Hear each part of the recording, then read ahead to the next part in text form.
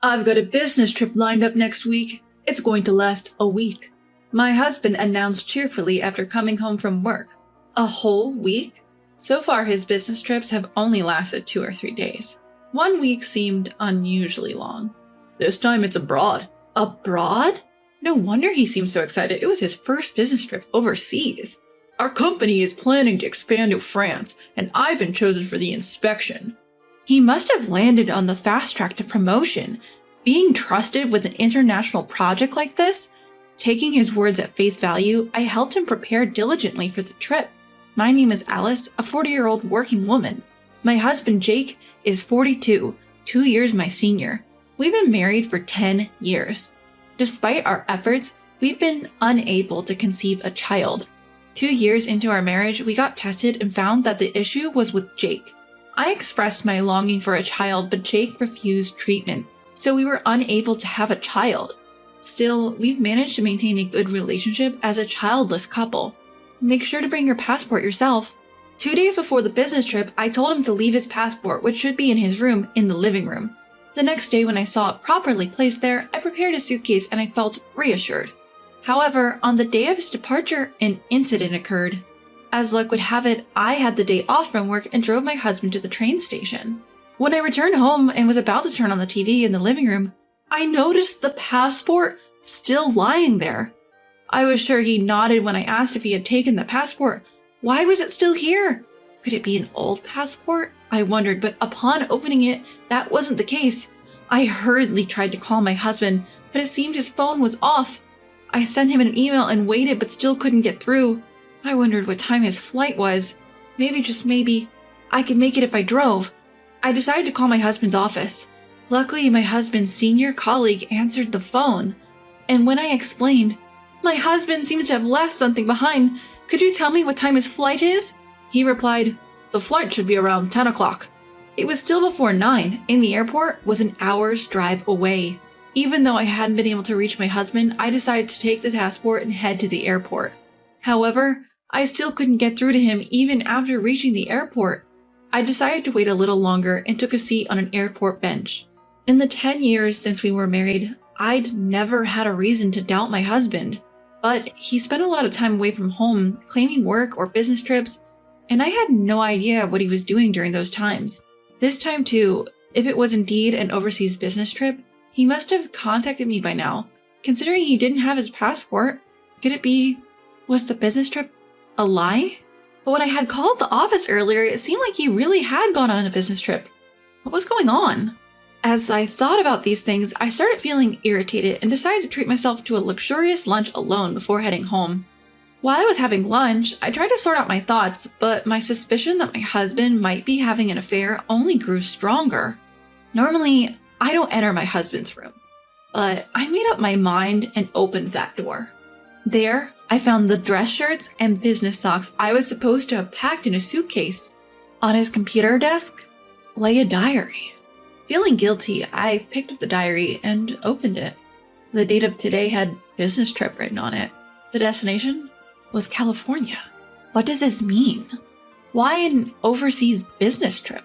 There was no information in the diary. I started up my husband's computer.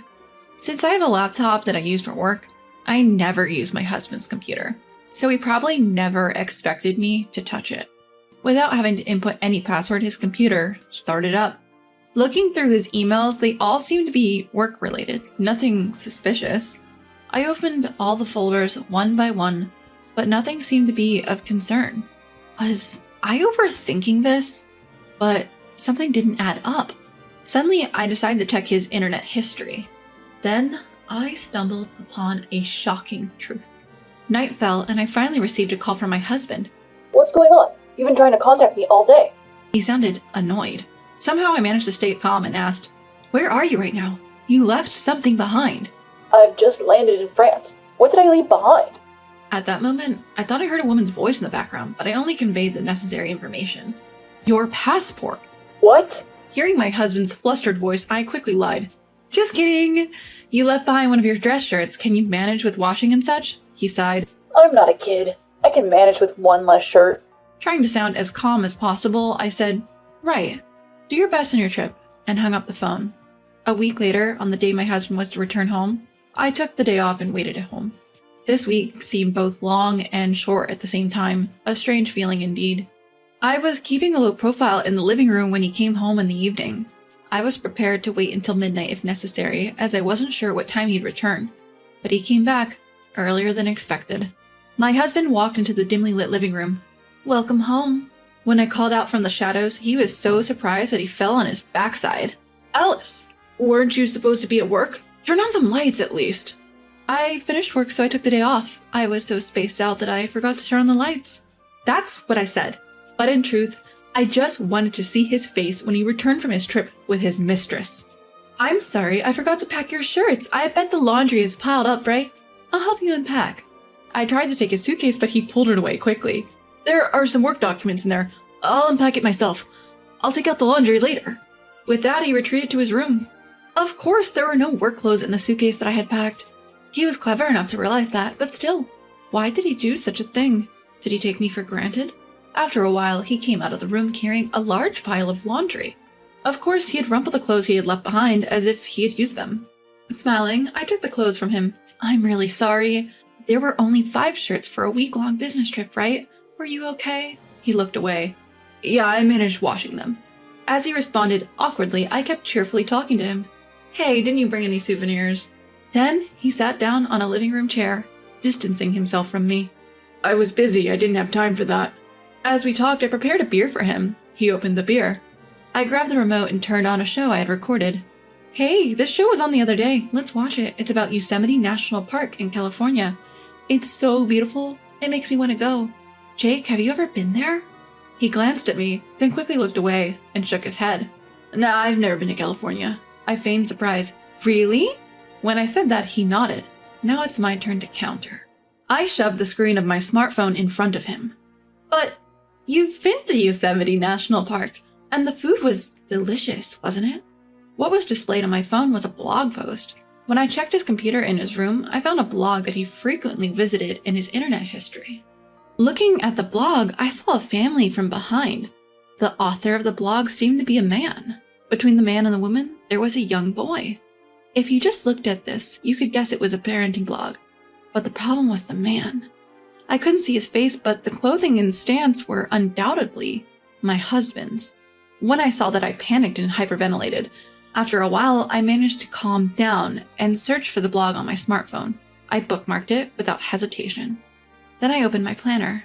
I hadn't noted down the days my husband was working overtime, but I did write down his business trip days. Comparing those dates with the dates in the blog, almost every post contained a picture featuring my husband. According to the blog, the boy is 4 years old. When I found this, I thought maybe my husband wanted a child and was having an affair with a single mother, playing house. When I showed the screen of my smartphone to my husband, his gaze stuck to the screen, frozen. "This is your blog, isn't it?" My petrified husband started to wave his hands in panic. "Huh? What are you talking about? What do you mean?" I could tell his voice was rising, and more than anger, laughter welled up within me. I pulled out my husband's casual clothes from the laundry he had given me earlier. "You wore this outfit yesterday, didn't you? Look at this picture. You're diligent, updating your blog even on a trip." I showed him another blog post. "And this outfit is the same, right?" To prevent him from making excuses, I had taken his clothes out of the chest of drawers. As I pulled out his clothes while comparing them with the blog, my husband seemed to give up, started to sob, and began to kneel down in apology. "I'm really sorry. It was just a momentary lapse. A girl I met at a bar seemed to take a liking to me, and she said she was a single mother, so I got caught up in advising her." "Oh, isn't that interesting? Taking your mistress along on a company trip? How impressive." As I looked at my husband with cold eyes, he continued without looking up. "No, you've got it wrong. She wanted to go to California, and it just so happened my business trip was to Yosemite, so we met up there." Are you serious? My husband kept his head down and begged for forgiveness. "It was just a moment of weakness. I'll break up with her. I won't see her again, so please forgive me." I let out a sigh. That's a cheap apology. With that, I placed the divorce papers in front of him. When he checked the divorce papers, he once again apologized dramatically. "I'll pay compensation money. Don't say we're breaking up." I could only sigh. Cheating for 5 years on a whim, that's half our married life. Upon hearing those words, my husband's face changed color. I continued.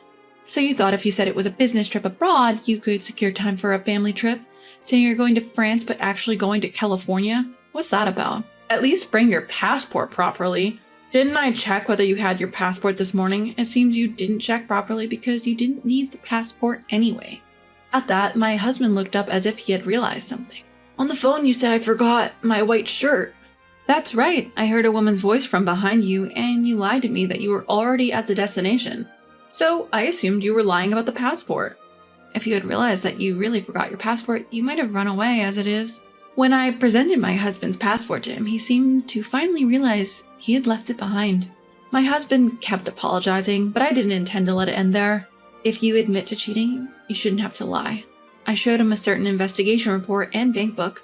Interesting enough, my husband turned pale. You met her 5 years ago, and this child is now 4. It seems you acknowledged this child on your own, and have even been paying child support.